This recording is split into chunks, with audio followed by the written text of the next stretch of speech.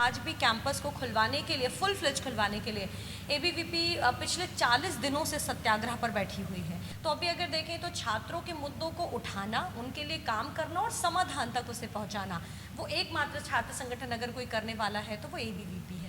विद्यार्थी परिषद के जब हम 75वें वर्ष में भी 2022 में हम प्रवेश करेंगे, तो उस बात को ध्यान में रखते हुए विद्यार्थी परिषद की जो 75 वर्ष की यात्रा रही है, उस यात्रा को आधार बना करके साथ ही छात्र राजनीति की दशा और दिशा कैसे हो सकती है, चाहे हम चलो कश्मीर रैली की बात करें, चलो चिकन नेक आंदोलन की बात करें, या फिर हम आपातकाल के दौरान लोकतंत्र को बचाने के आंदोलन की बात करें, तो ऐसे सभी आंदोलनों में एक जो स्टूडेंट मूवमेंट रहा है, उन सभी बातों को आधार बना करके ध्येय यात्रा इस नाम से 800 पन्नों की एक पुस्तक आने वाली है, जो कि 2 खंडों में वह पुस्तक होगी। तो उसके विमोचन के विषय में भी यहाँ पर चर्चा की गई है। बात करें तो विद्यार्थी परिषद की 33 लाख से अधिक सदस्यता रही है देश में। जी, देश में अपनी 33 लाख से अधिक की सदस्यता रही है। और अभी इस बार भी हमारा सदस्यता अभियान शुरू हो चुका है, और इस बार अगर बात करें तो सिर्फ 2 राज्य ऐसे हैं जो ऑनलाइन सदस्यता कर रहे हैं, बाकी सभी राज्य ऑफलाइन सदस्यता ग्राउंड पर जा करके कर रहे हैं। तो अगर सिर्फ बिहार, हम जिस प्रदेश में बैठे हुए हैं, इस प्रदेश की बात करूं तो ये प्रदेश ही 1 लाख से अधिक सदस्यता को पार कर चुका है। और इस वर्ष भर में हम लोग जो ऐसे ज्ञात और अज्ञात अपने स्वाधीनता सेनानी हैं, गांव-गांव जा कर के जिला स्तर पर उन स्वाधीनता सेनानियों के बारे में स्टोरीज, उनकी कहानियों को, उनके प्रेरक व्यक्तित्व को के विषय में सर्वेक्षण करना और उनकी उस कहानी को पब्लिक डोमेन में लेकर के आना, वैश्विक पटल पर लेकर के आने का काम हम करने वाले हैं।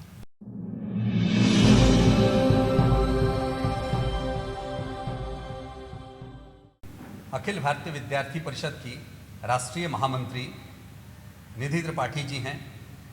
आप जवाहरलाल नेहरू विश्वविद्यालय से शोध कर रही हैं। विद्यार्थी परिषद के बारे में हम सबको पता है कि दुनिया का सबसे बड़ा छात्र संगठन है और महामंत्री उसका की पोस्ट होता है। स्वागत है निधि जी आपका हमारे कार्यक्रम में। बहुत बहुत धन्यवाद, और विश्व संवाद केंद्र के सभी दर्शकों को मेरा नमस्ते जी।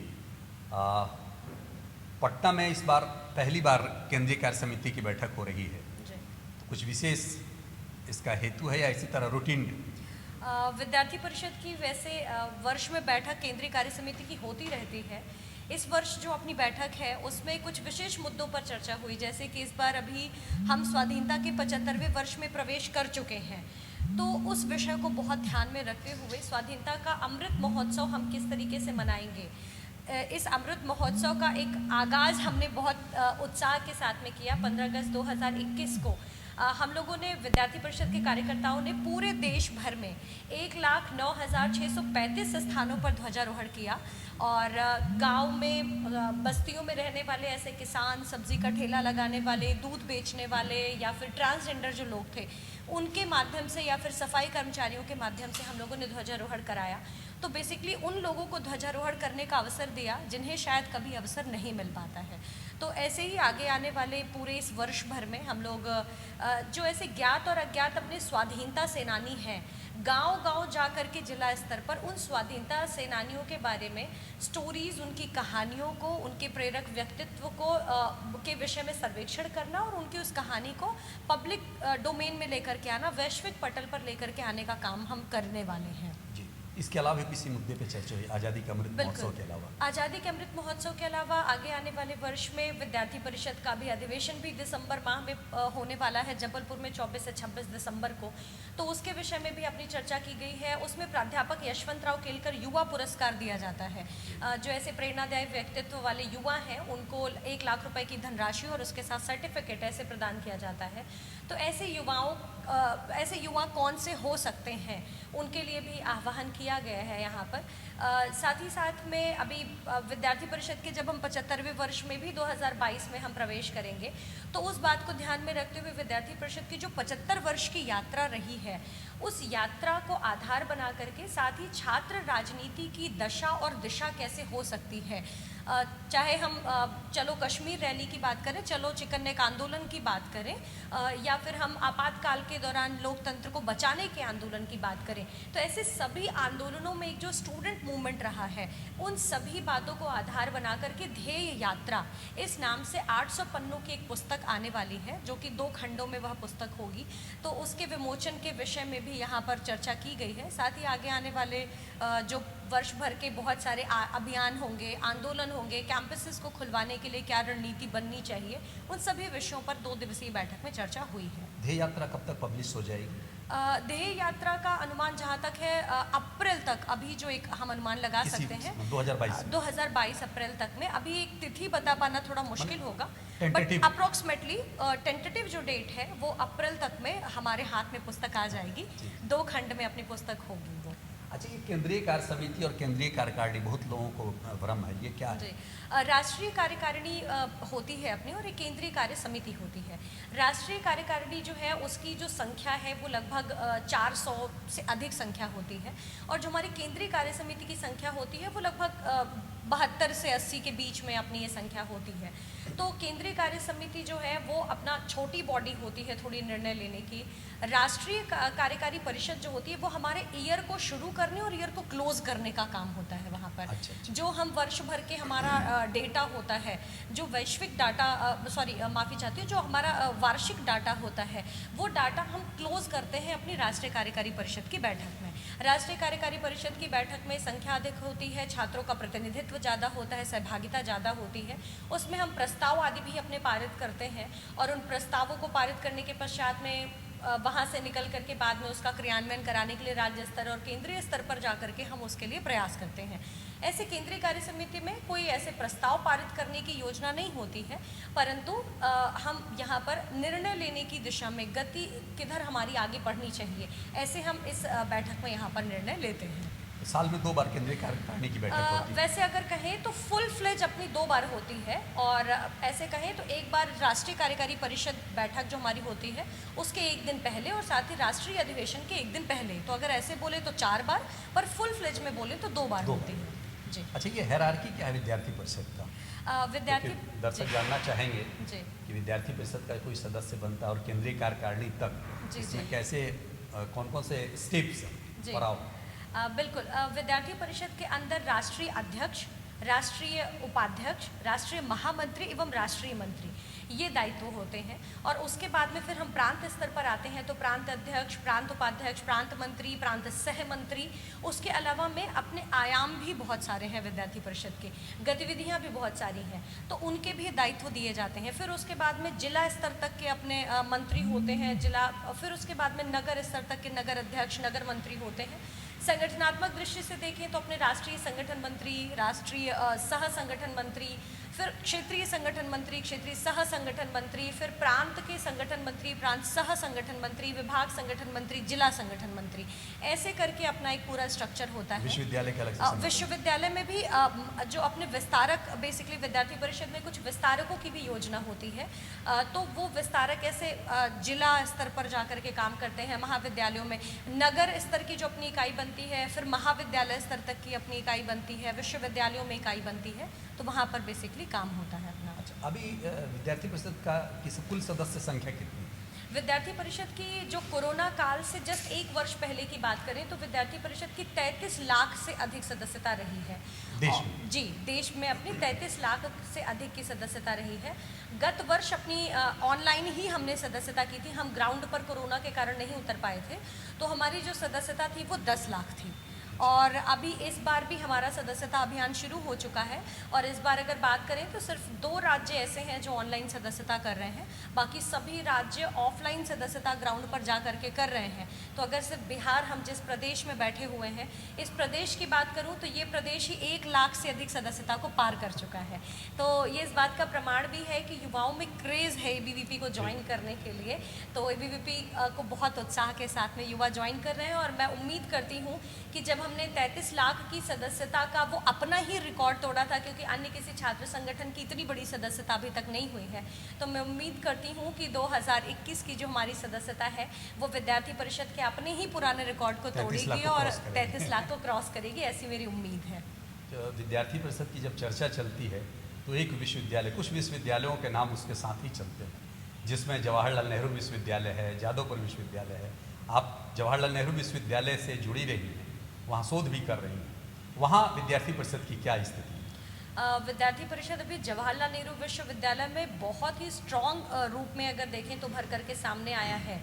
अगर हम पिछले कुछ वर्षों की सदस्यता के ऊपर गौर करें तो लगातार हर वर्ष विद्यार्थी परिषद की सदस्यता भी बढ़ती रही है। साथ ही साथ छात्र संघ चुनावों में विद्यार्थी परिषद के कार्यकर्ताओं को हराने के लिए अन्य सभी छात्र संगठन एक साथ में, अगर मैं स्पेशली वामपंथी छात्र संगठनों की बात करूं तो ये सभी वामपंथी छात्र संगठन गठबंधन बनाते हैं और गठबंधन बना करके विद्यार्थी परिषद को कार्यकर्ताओं को हराने का प्रयास करते हैं। अब उनकी ये मजबूरी हो गई, मजबूरी ही है इसी कारण से, क्योंकि जब आपको पता है कि आप अगर स्ट्रांग हैं तो आपको किसी से गठबंधन करने की आवश्यकता नहीं है। और इसी कारण से जब 2015 में हमने JNUSU की 4 पोस्ट में से 1 पोस्ट हमने जीती थी, तो वो जीतने के बाद कहीं ना कहीं वामपंथी छात्र संगठनों में ये एक संदेह हुआ कि अगर अब हमने गठबंधन अब नहीं किया तो कहीं ना कहीं ये विद्यार्थी परिषद JNUSU के चारों ही पदों पर जीत करके आने लग जाएगी। और एक टफ फाइट विद्यार्थी परिषद आज भी उन्हें दे रही है। पर अब विद्यार्थी परिषद को सिर्फ इस बात से संतोष नहीं है कि हम JNU के लार्जेस्ट स्टूडेंट ऑर्गेनाइजेशन है, बल्कि अब हम छात्र संघ चुनावों में हो वहाँ पे भी जीत दर्ज करेंगे। और अगर आज की डेट में कैंपस के मुद्दों के बारे में बात करें तो आज भी कैंपस को खुलवाने के लिए, फुल फ्लेज खुलवाने के लिए ABVP पिछले 40 दिनों से सत्याग्रह पर बैठी हुई है। मतलब इनडेफिनेट स्ट्राइक चल रही है। 80% मांगे वहाँ पर मानी गई हैं, बाकी 20% मांगों को पूरा कराने के लिए ABVP लड़ रही है। तो अभी अगर देखें तो छात्रों के मुद्दों को उठाना, उनके लिए काम करना और समाधान तक उसे पहुँचाना, वो एकमात्र छात्र संगठन अगर कोई करने वाला है तो वो ABVP है। वामपंथी संगठन तो आरोप लगाते हैं कि फीस बढ़ोतरी हो गई, हॉस्टल की फी में बढ़ोतरी हो गई, लेकिन विद्यार्थी परिषद कहीं दिखा नहीं। विद्यार्थी परिषद, मुझे लगता है ऐसे जो आरोप लगाने वाले लोग हैं या तो उनकी आंखों पर पट्टियां बंधी होती हैं या तो वो देख करके अनजान बनने का प्रयास करते हैं। क्योंकि कैंपस में लगातार लंबे समय तक स्ट्राइक करना हो, लड़ाई लड़ना हो छात्र हितों को लेकर के, इवन UGC के सामने प्रदर्शन करना हो, एजुकेशन मिनिस्टर के घर के बाहर प्रदर्शन करना हो, हर तरीके के कार्य विद्यार्थी परिषद के कार्यकर्ताओं ने किए। फाइन भी आया हम लोगों के ऊपर। हाँ, बस इसमें अंतर इतना है कि उनका जो प्रोटेस्ट होता है वो डिस्ट्रक्शन वाला प्रोटेस्ट होता है, जिस प्रोटेस्ट में वो नक्सलबाड़ी, एक ही रास्ता, एंतिफा, ऐसे जो मूवमेंट्स हैं उनके बारे में वो चर्चा करते हैं। परंतु विद्यार्थी परिषद का प्रोटेस्ट जो है वो डिस्ट्रक्शन का नहीं बल्कि कंस्ट्रक्शन का होता है, जो संघर्ष के साथ साथ समन्वय की भी बात करता है। और इस कारण से विद्यार्थी परिषद के आंदोलन की सार्थकता हमें देखने को मिलती ही है कि उसके बाद में बढ़ी हुई जो शुल्क थी वो माफ़ भी हुई। करोड़ों रुपए जो UGC के तरफ से नहीं आ पा रहे थे वो विद्यार्थी परिषद के प्रदर्शन के बाद में ग्रांट हुए। बिहार के बहुत सारे छात्र जवाहरलाल नेहरू विश्वविद्यालय में पढ़ने के लिए जाते हैं। बिल्कुल। वो विद्यार्थी परिषद से क्यों जुड़े?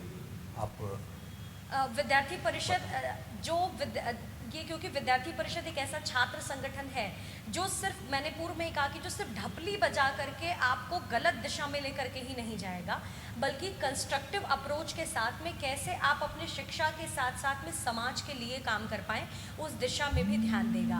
विद्यार्थी परिषद एकमात्र छात्र संगठन है जो कैंपस में आपके मुद्दों के लिए लड़ाई लड़ता है, जो आपके अच्छे क्लासरूम के लिए, आपके बेहतर भविष्य के लिए, आपकी संस्कृति को संभाल करके संजो करके रखने के लिए, आपकी एकात्मता को बना करके रखने के लिए काम करता है। तो बिहार के ऐसे जो भी विद्यार्थी JNU में पढ़ाई करना चाहते हैं, आप लोगों के लिए भी है कि विद्यार्थी परिषद पूरे देश भर में अलग अलग केंद्रीय विश्वविद्यालयों को केंद्रित करके निःशुल्क प्रवेश परीक्षा की तैयारियां भी करवाता है। तो आप जवाहरलाल नेहरू विश्वविद्यालय हो या फिर हैदराबाद सेंट्रल यूनिवर्सिटी हो या फिर देश की कोई और भी केंद्रीय विश्वविद्यालय क्यों ना हो, कहीं पर भी अगर आप प्रवेश लेना चाहते हैं तो आप विद्यार्थी परिषद की उस निःशुल्क कोचिंग आप ज्वाइन कर सकते हैं। और आप सभी का बहुत बहुत स्वागत भी होगा कि आप JNU में आए या कहीं पर भी आएँ, और आने के पश्चात में आपकी सेवा में, आपके सहायता के लिए, आपके मार्गदर्शन के लिए विद्यार्थी परिषद आपको कैंपसेस में जरूर मिलेगा। जी बिल्कुल। अच्छा, क्या लगता है कि अभी छात्रों के समक्ष सबसे बड़ी चुनौती क्या है? छात्रों के समक्ष अगर वर्तमान की बात करें तो सबसे बड़ी चुनौती है फिजिकली उनका कैंपस शुरू होना। वो एक बहुत बड़ी समस्या है, क्योंकि कहीं ना कहीं ऑनलाइन एजुकेशन के कारण एक एकेडमिक लॉस तो हुआ ही है और उस बात से इनकार नहीं किया जा सकता है। एक जो मुद्दा ये भी देखने में आ रहा है कि 100 मतलब राज्यों में जो 100% मार्किंग करने का एक क्रेज़ चल पड़ा है और उसके कारण जहाँ कहीं पर भी मेरिट बेस्ड एडमिशन हो रहा है वहाँ 99.5, 99.4, 99.75 अंक तक लाने वाले विद्यार्थियों को भी प्रोमिनेंट कॉलेजेस में एडमिशन नहीं मिल पा रहा है। तो कहीं ना कहीं एक ऑनलाइन एजुकेशन जो अभी चली हम है, ये ठीक है कि किसी का भी क्लास या किसी का स्टैंडर्ड, किसी की एजुकेशन ठप नहीं पड़ी, परंतु कहीं ना कहीं शिक्षा की गुणवत्ता में तो गिरावट आई ही आई है। ऑनलाइन एजुकेशन में जिस तरीके से अलग अलग तरीके की परीक्षा प्रणाली को अपनाया गया, उसके माध्यम से भी कहीं ना कहीं एक नुकसान तो हुआ ही है। तो एक ये बहुत बड़ी चुनौती होगी आगे आने वाले समय में। एक इसका परिणाम शायद हमें अभी नहीं दिख रहा है, परंतु निकट भविष्य में ज़रूर हमें उसका परिणाम देखने को मिलेगा ही। ऐसा क्या लगता है केरल के विश्वविद्यालयों में, केरल के मैं क्या कहूँ कि केरल यूनिवर्सिटी केरल माध्यमिक शिक्षा बोर्ड द्वारा 100 अंक दिए गए, ये साजिशन था या फिर कुछ और बात थी? देखिए, ये तो यहाँ से कुछ भी कह पाना मुश्किल होगा कि साजिशन था या क्या था, परंतु विद्यार्थी परिषद दिल्ली विश्वविद्यालय में जिस बात को लेकर के लड़ाई लड़ रही है, जिस एक बोर्ड ने 100% दिया, उसी बोर्ड के ऐसे भी तो विद्यार्थी होंगे जिनका 85% मार्क्स आया होगा, जिनके 95% मार्क्स आए होंगे, जिनके 70% मार्क्स आए होंगे। तो आखिर उन विद्यार्थियों की क्या गलती है कि वो दिल्ली विश्वविद्यालय के प्रोमिनेंट कॉलेजेस में पढ़ने का अधिकार नहीं रखते हैं? उन्हें भी छूट होनी चाहिए। और ये कहीं ना कहीं 100 की जो पद्धति है, आज एक राज्य सरकार दे रही है, 2 राज्य सरकार दे रही है, 3 राज्य सरकार दे रही है, कल को राज्यों में होड़ लग जाएगी 100 के नंबर देने की। ऐसे में हम वो कैसे एक क्राइटेरिया जो फिक्स करना होता है वो हम कैसे कर पाएंगे? 100 का खेल चल पड़ेगा पूरे देश भर में, क्योंकि हर कोई चाहेगा कि हमारे यहाँ का विद्यार्थी अपनी अच्छी जगह पर जाए, परंतु उनके बारे में भी सोचना पड़ेगा जिन राज्यों ने स्ट्रिक्ट मार्किंग की है। और उस स्ट्रिक्ट मार्किंग के कारण कहीं ना कहीं अपने बिहार में होता है, हाँ, उन विद्यार्थियों को नुकसान होगा। बहुत सारे ऐसे स्टेट बोर्ड के विद्यार्थी हैं जिनको नुकसान होगा। और अगर मैं सिर्फ पर्टिकुलरली दिल्ली विश्वविद्यालय की बात करूं तो वहाँ के प्रशासन ने क्लियरली कहा कि नहीं, हमने किसी भी तरीके का फेवरेटिज्म नहीं किया है। उन्होंने कहा कि सीबीएसई बोर्ड के स्टूडेंट्स का ज़्यादा एडमिशन हुआ है, तो इसका मतलब वो एक्सेप्ट कर रहे हैं कि उनके विश्वविद्यालय के प्रोमिनेंट कॉलेजेस में एकमात्र सेंट्रल बोर्ड के विद्यार्थी ही ज़्यादा आ रहे हैं। तो आखिर UP board, Bihar board, Kerala board, Andhra board, Telangana board या हरियाणा बोर्ड, यहाँ के विद्यार्थियों की क्या गलती है कि वो विद्यार्थी दिल्ली के प्रोमिनेंट कॉलेजेस में पढ़ने के हकदार नहीं है, उनको अधिकार नहीं है इस बात का? तो इसी बात को लेकर के आज विद्यार्थी परिषद दिल्ली विश्वविद्यालय में भी लड़ रही है। क्या लगता नहीं कि वहाँ पे एंट्रेंस टेस्ट होना चाहिए? बिल्कुल होना चाहिए, बिल्कुल होना चाहिए। और विद्यार्थी परिषद ने इनफैक्ट इस बार ही, क्योंकि जैसे ही हमने स्टेट बोर्ड्स के रिजल्ट आदि हमने देखा, हम तुरंत विद्यार्थी परिषद इस समस्या को भाप चुकी थी। इस कारण से ही विद्यार्थी परिषद ने दिल्ली विश्वविद्यालय प्रशासन को पहले ही एक बार ये बताने का प्रयास किया कि आप एक स्क्रीनिंग का क्राइटेरिया फिक्स करिए, जिसमें कुछ आप क्वेश्चन पूछ सकते हो और 50, उदाहरण के लिए 50% तक आप क्वेश्चन या स्क्रीनिंग करा सकते हैं और 50% आप मेरिट ले सकते हैं। उसके बेस पर एटलीस्ट एक तो बाइनरी बनेगी, एक तो मार्ग आपके पास होगा कि आपके पास कौन सा विद्यार्थी आना है, कौन सा नहीं आया है। परंतु उस समय में विद्यार्थी परिषद की इस दूरदर्शिता को विश्वविद्यालय प्रशासन ने नहीं देखा और उसी का ये परिणाम है कि आज वो झेल रहे हैं इस बात को। और खुद ये बात यूनिवर्सिटी प्रशासन ने, दिल्ली विश्वविद्यालय के प्रशासन ने स्वीकार की है, खुद प्रशासन ने स्वीकार किया है कि गड़बड़ी हुई है और वो इस एडमिशन को प्रोविजनल एडमिशन ही मानते हैं। उन्होंने बोर्ड में ये बात मेंशन करी है कि ये एडमिशन फाइनल एडमिशन नहीं बल्कि प्रोविजनल है, उन्होंने क्लियर किया। तो आगे प्रक्रिया वो जांच बैठाएंगे इसके ऊपर और बाद में जांच करने के पश्चात में हर विद्यार्थी को मौका मिलना चाहिए। मतलब अगर आपके सामने एक बात ही रखूं मैं, तो मान लीजिए कि मैं शायद मुझे सीबीएसई बोर्ड में पढ़ने का मौका नहीं मिल पाया क्योंकि फ़ीस ज़्यादा है वहाँ के विद्यालयों की, अंग्रेजी माध्यम के विद्यालयों की फ़ीस ज़्यादा है, मुझे मौका नहीं मिल पाया। तो पहले तो मैं वहाँ मात खा गई कि मुझे पैसा ना होने के कारण, गरीब होने के कारण मैं वहाँ नहीं पढ़ पाई। दूसरा, मेरा ये स्वप्न था कि मैं दिल्ली विश्वविद्यालय के उस प्रोमिनेंट कॉलेज में पढ़ूँ। अब वहाँ पढ़ने पे क्या हुआ, वहाँ फिर एक बाइनरी क्रिएट हो गई कि वहाँ पे तो मैंने जिस बोर्ड में पढ़ाई की उन्होंने स्ट्रिक्ट मार्किंग करी। तो पहले तो मुझे वो सेंट्रल बोर्ड में पढ़ने का मौका नहीं मिला या अंग्रेजी माध्यम में पढ़ने का मौका नहीं मिला, मैं उससे वंचित रह गया। दूसरा, मेरे राज्य ने स्ट्रिक्ट मार्किंग करी जिसके कारण मैं दिल्ली विश्वविद्यालय के उस एक क्राइटेरिया में फिक्स नहीं हो पा रहा हूँ, तो मैं वहाँ मात खा गया। तो गरीब जाएगा कहाँ?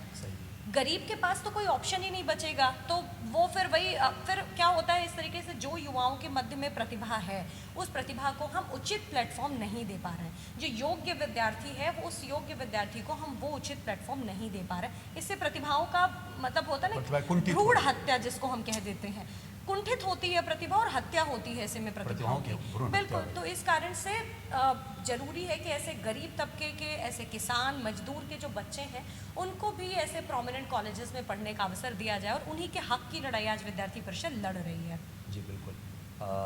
कुछ निजी बातें, आप विद्यार्थी परिषद से कैसे जुड़ी? जी मैं बेसिकली 2013 में जवाहरलाल नेहरू यूनिवर्सिटी में मैंने प्रवेश लिया। उसके पहले मैं इलाहाबाद यूनिवर्सिटी में थी, तो वहाँ पे इतना एक्टिविज्म मैंने नहीं। कहाँ से रहने? मैं मूलतः प्रतापगढ़ उत्तर प्रदेश से हूँ, और प्रतापगढ़ में एक कस्बा है कुंडा, वहाँ की रहने वाली हूँ मैं। तो मेरी जो ग्रेजुएशन हुई वो इलाहाबाद विश्वविद्यालय में हुई, तो वहाँ पे इतना सक्रियता नहीं थी तब संगठन की भी, और बाकी चीज़ें मुझे इतनी नहीं दिखाई देती थी वहाँ पर 13 में JNU आने के बाद मैंने देखा कि संस्कृत का अपमान करना, भारतीय परंपराओं का अपमान करना, यदि किसी विद्यार्थी ने शिखा धारण की हुई है तो शिखा का अपमान करना, कोई धोती पहनकर आ गया, कोई शुद्ध हिंदी बोल रहा है तो उसका अपमान करने का एक ग्रुप था, वो वामपंथी गिरोह था, वो टुकड़े टुकड़े गैंग था। तो उसको देखने के पश्चात जो मुझे एक चीज़ दिखाई दी कि पैरेलली एक छात्र संगठन ऐसा है जो कैंपस में आकर के भारतीय संस्कृति, भारतीय सभ्यता, भारतीय एजुकेशन सिस्टम, ज्ञान पद्धति की बात करता है। मैं जिस संस्थान में मैं संस्कृत में शोध कर रही हूँ, संस्कृत के हमारे सेंटर को, स्कूल को खड़ा कराने में विद्यार्थी परिषद का योगदान है। वहाँ कॉमरेड आकर के संस्थान की नींव में वो दीवार खड़ी होती थी, वो रात में आते वो गिरा के चले जाते। तो ये सब जो कार्यक्रम होता था, तो एक छात्र संगठन ऐसा था जो सीरिया में क्या हो रहा है, अमेरिका में क्या हो रहा है उसकी बात ना करके JNU के जो विद्यार्थी हैं उनकी जो समस्याएं हैं उनके बारे में बात करता था, और राष्ट्र की, हमारे इस देश की और हमारी संस्कृति की बात करता था। तो वो बात करने वाला संगठन विद्यार्थी परिषद संगठन काफी आकर्षित किया, जिसने मुझे बहुत आकर्षित किया। और उस समय मैंने ऐसा तो कुछ कभी मस्तिष्क में नहीं था कि कभी छात्र संघ चुनाव लड़ना है या राष्ट्रीय मंत्री या महामंत्री बनना है। उस समय ये जरूर ध्यान था कि ये छात्र संगठन है जो समाज के लिए कुछ कर रहा है। तो इस कारण से शिक्षा के साथ साथ अगर यदि समाज के लिए कुछ करना है और देश के प्रति अपने उत्तरदायित्व का निर्वहन करना है, तो उस नाते से आपको इस संगठन के साथ आना चाहिए। तो ऐसी मेरी शुरुआत हुई। और आगे भविष्य की योजना? भविष्य की योजना, विद्यार्थी परिषद में हूँ तो विद्यार्थी परिषद में सक्रिय हूँ और ऐसे ही विद्यार्थी परिषद के लिए कार्य करती रहूँ, यही अपेक्षा है। केंद्रीय कार्य समिति की बैठक में काफ़ी व्यस्त दिनचर्या रहती है, उस दिनचर्या में से विश्व संवाद केंद्र के लिए निधि जी ने समय निकाला, आपका बहुत बहुत आभार। बहुत बहुत धन्यवाद।